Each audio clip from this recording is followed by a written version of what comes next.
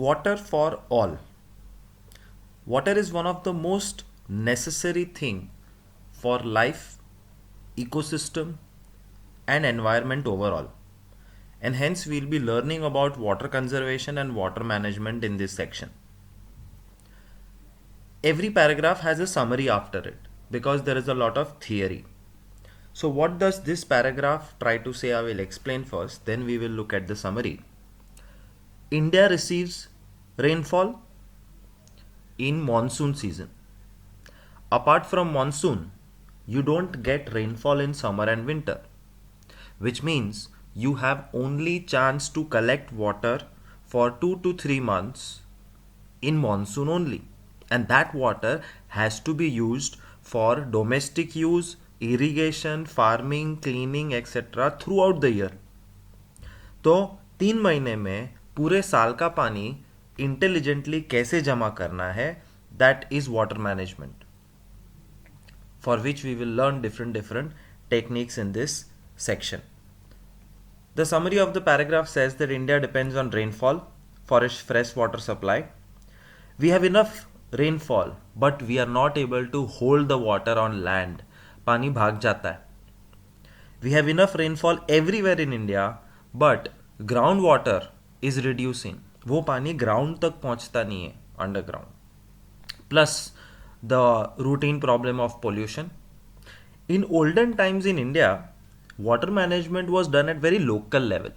मतलब हर एक गांव का एक लेक होता था, हर एक गांव की कैनाल होती थी. आज लेक गांव का या कैनाल गांव की नहीं है. The canal and the lake system has become national और स्टेट अफेयर. गुजरात का पूरा डैम होता है, हर गांव का डैम नहीं होता है. But in olden times the system was at a very small scale which was actually good. Today large scale dams and canals are built, which is not a great idea because sometimes it leaves some people with absolutely no water. When Britishers arrived in India, they saw that every village is managing its own water, and they found that it is wrong. What they did was started constructing large scale dams, big road, huge bridges, etc.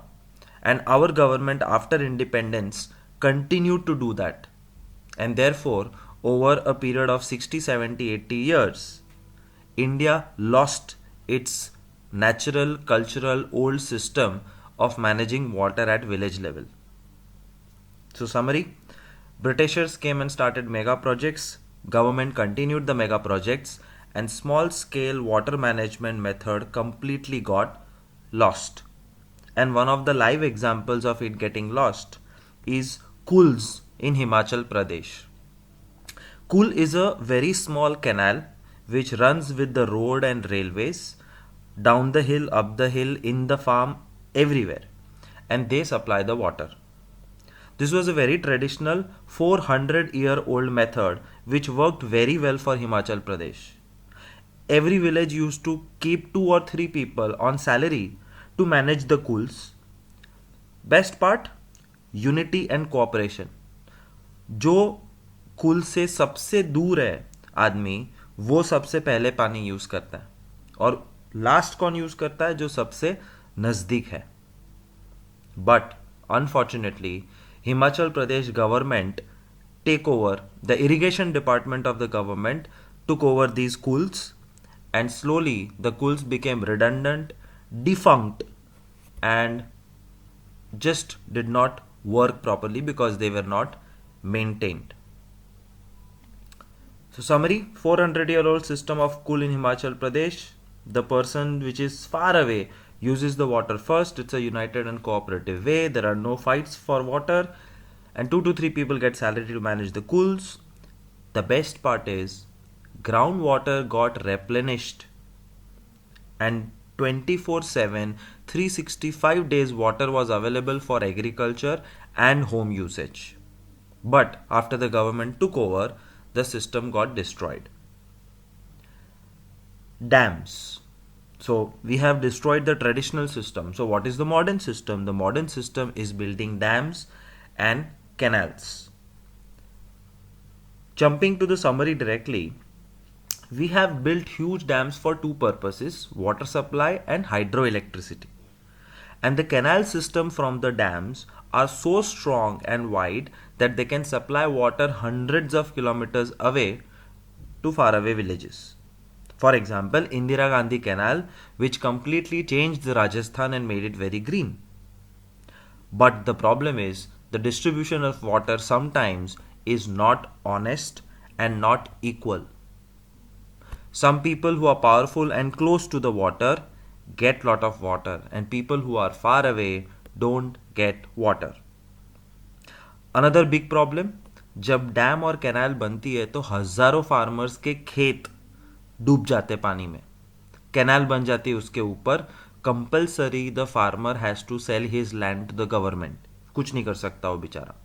And after losing his land, sometimes farmers do not get anything in return from the government.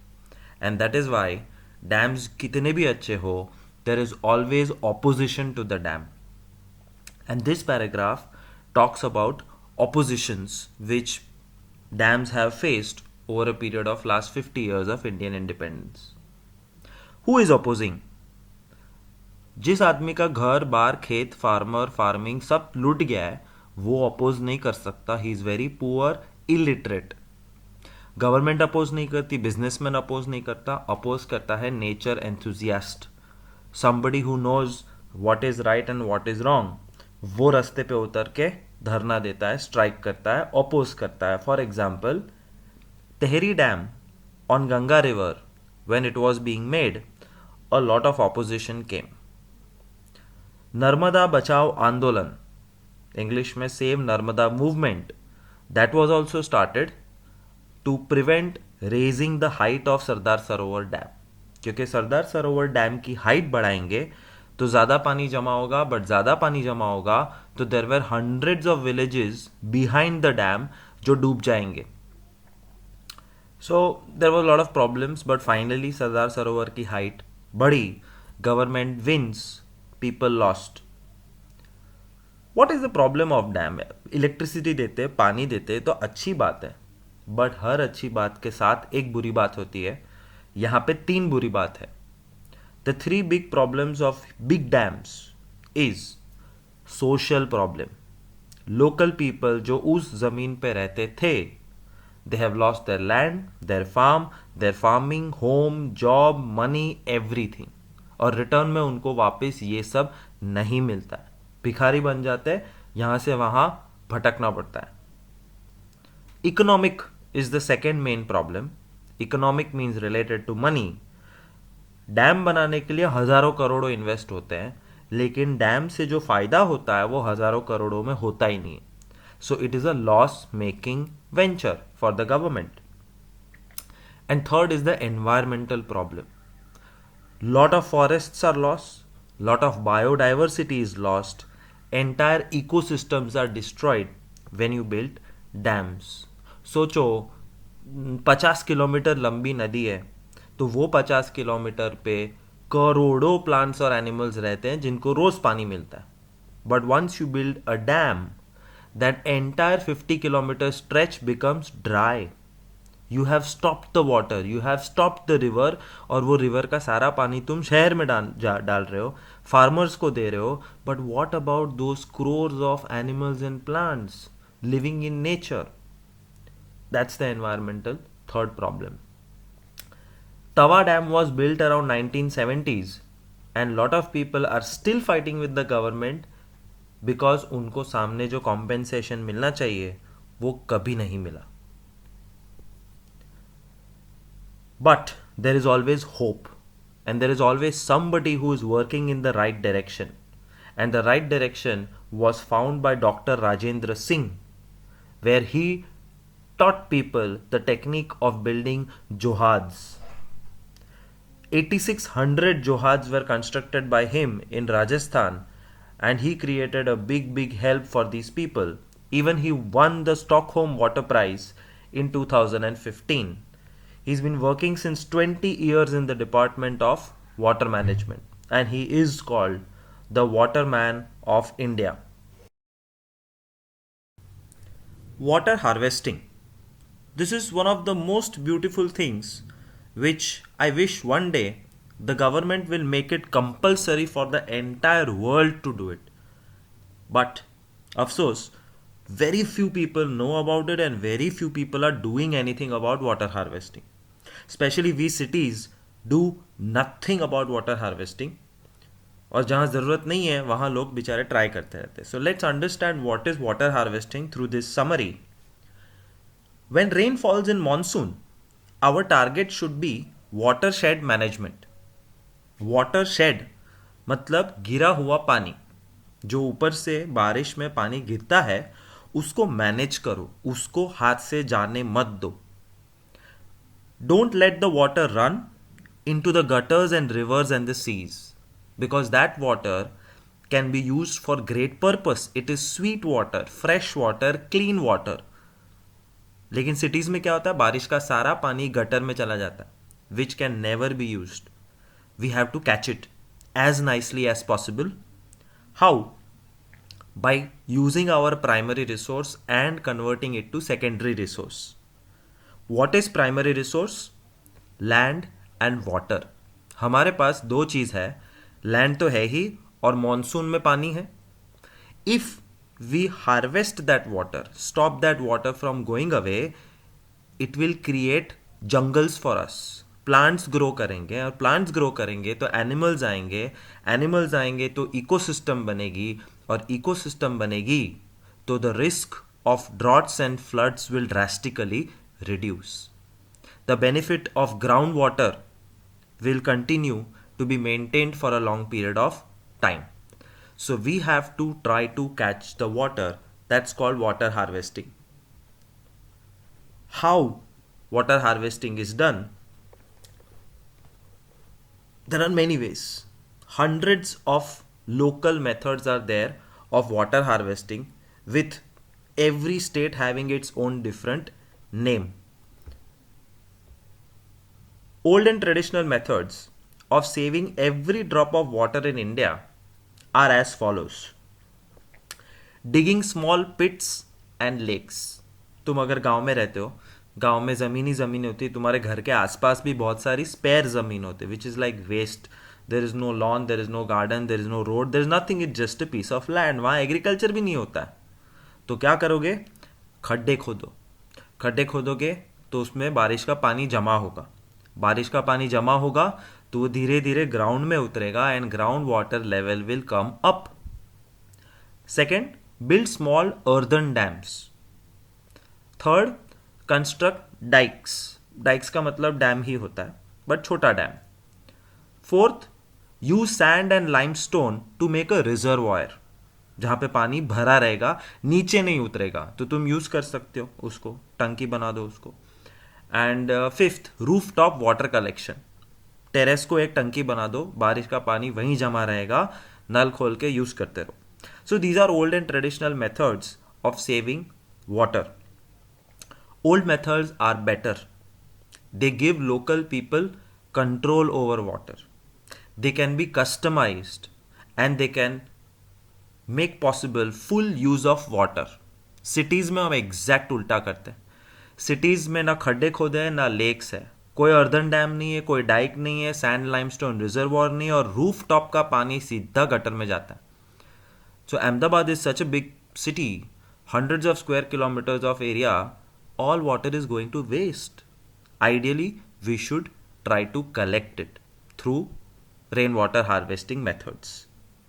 Plus, these old methods, there is no scope of misuse or showing dishonesty and greed. What is these methods called in every state? So I'll quickly read out. इसको pause करके तुम्हें by heart करना है. Khadin, tank and nadis are the naam in Rajasthan. Bhandaras and tals in Maharashtra. Bundis in Madhya Pradesh and Uttar Pradesh. Ahars and pines in Bihar. Kul in Himachal Pradesh. Ponds in Kandi belt of Jammu. Eris in Tamil Nadu. Surangam in Kerala and Kattas in Karnataka. ये सारे नाम एक ही चीज़ के हैं और वो एक चीज़ है khadin, which the textbook has explained in this paragraph that how is khadin made. and how it is used. But instead of reading this paragraph or explaining you, look at this photograph. We'll quickly understand. The two trees is the catchment area जहाँ बारिश गिरती है और पानी सारा भागता है नीचे की तरफ. बट एक खादिन बूंद करके बनाया हुआ है हमने, which is just a wall, and khadin bund stops the water from going away. तो वो बन गया छोटा सा लेक और उसमें पानी ग्राउंड में जाएगा, which is a superb thing. Plus जब तक भरा रहेगा तब तक तुम यूज कर सकते हो. It does not remain for ever. 2 months 6 months depending on the size, फिर पानी खत्म हो जाएगा. और थोड़ा आगे जाओ तो राइट हैंड साइड में there is a shallow well. Now the beauty is you are stopping the water at the khadin bund, but the well water comes up automatically from the ground. So the small well is an indication कि पानी ज़मीन में उतरा है कि नहीं, plus you can really use this water. Instead of going to the main khadin, use the well and take out the water. This is also a similar photograph. Let's look at an interesting video which tells you something about how exactly khadin bund is constructed and used. Let's study about a traditional water harvesting with an ideal setting of the Khadin system. In largely leveled terrain, the water harvesting structures are mainly crescent-shaped earthen embankments or low, straight concrete and rubble check dams built across seasonally flooded gullies. The monsoon rains fill ponds behind the structures. As the water is filled in Khadin, it recharges the ground beneath. The advantages of water stored in the ground are many. It does not evaporate but spreads out to recharge wells and provides moisture for vegetation over a wide area. In addition, it does not provide breeding grounds for mosquitoes like stagnant water collected in ponds or artificial lakes. The groundwater is also relatively protected from contamination by human and animal waste.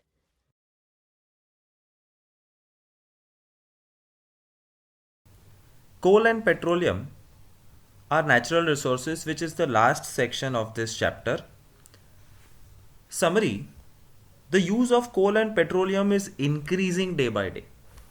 And not only, it's not increasing like today, tomorrow, last year or 10 years. Since last 100 years, the day we have found out petroleum and its products, the use has constantly been increasing. Unstoppable use of petroleum is happening today, and the entire world revolves around these two products, especially during and after industrial revolution. Second point, both coal and petroleum are most important energy sources of the entire world. Unfortunately, they both are non-renewable and exhaustible natural resource, and therefore their management is different. Forest cut रहे हैं, वापस उगा सकते हैं. पानी ground का ख़त्म हो गया है, वापस भर सकते हैं. रिवर सूखी है, हम रिवाइव कर सकते हैं, सब कर सकते हैं वापस. बट पेट्रोल कोल ख़त्म हो गया, हम कुछ नहीं कर सकते once they get over. Second last point, what we shall do when it's over, we should do it right now. And what we should do right now is, number one, search for an alternative fuel. कुछ नया alternative निकालो. And number two, reduce the consumption so that they last for a longer period. और फिलहाल estimate के हिसाब से petroleum will get over in 40 years and coal will get over in another 200 years. After that, our life is going to change drastically. So be careful and start reducing the consumption of these two products. Now, coal and petroleum were made from living organisms. Millions of years ago, dinosaur and plants, animals all died, they got buried, etc. The story which you have heard in 8th and 9th. So coal and petroleum is made up of living organisms. Living organisms are made up of carbon. Therefore, coal and petroleum is made up of carbon. Therefore, when we burn it, carbon dioxide is released. And carbon dioxide is a greenhouse gas which creates global warming. That's a major problem. Apart from global warming and apart from carbon, nitrogen, hydrogen, sulfur is always included in coal and petroleum. And when we burn coal and petroleum, hydrogen, nitrogen, sulfur becomes poisonous gases which creates pollution as well as acid rain. So we have to be careful and we have to do two things. First, reduce the consumption. Second, search for alternatives. How do you reduce consumption? There are some do's and don'ts. Use bus instead of car. And best, instead of car, use a cycle. Use LED and CFL bulbs instead of filament bulbs because they save energy. Avoid lift and use stairs. Wear an extra sweater if you are feeling cold rather than switching on the heater because heater consumes lot of energy. Research and development has led to a better use of fuel in internal combustion engine. हमारे जो भी vehicles होता है, two wheeler, four wheeler, even helicopter and aeroplane, all the engines are called internal combustion engines and we have improved our technology drastically. 50 साल पहले जब पहली car आई थी तो 1 लीटर पेट्रोल में 1 किलोमीटर चलती थी. Today the modern car gives us 20 plus kilometers in 1 liter and it is necessary, otherwise petroleum products will get over faster. Therefore, improving the efficiency and reducing the air pollution should be one of the major targets of management of coal and petroleum. And finally, the last concluding paragraph of the chapter, which is just a very general overview. Sustainable management of all natural resources is necessary. Open mind is necessary for all the stakeholders. We need to leave individual greed and think about overall good of the planet. Selfishness will only create misery. So stop being greedy, stop being selfish and work for avoiding the destruction of environment. Change your requirements, suit nature. Aim for development of entire human race instead of only thinking about yourself.